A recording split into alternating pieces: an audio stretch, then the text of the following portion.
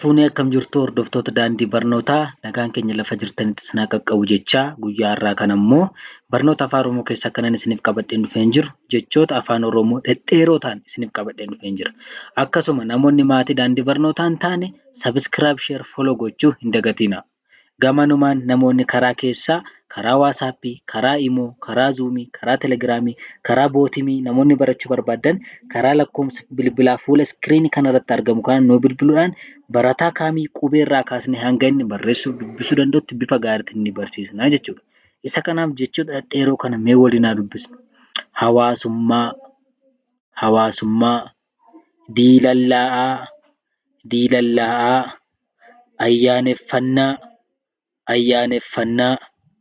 fayyadamummaa,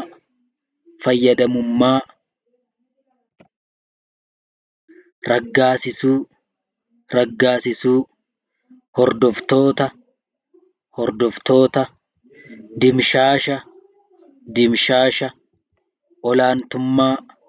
olaantummaa, dirmammuu,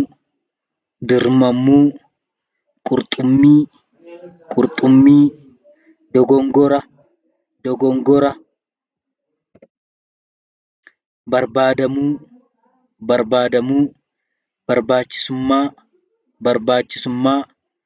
hirmaattota, keessummummaa, daddaraaroo, xiyyeeffannoo,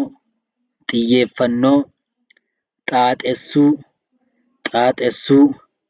Egaa barattoota keenya hanga torban mata duree haaraatti wal arginutti nagaan nuuf tura.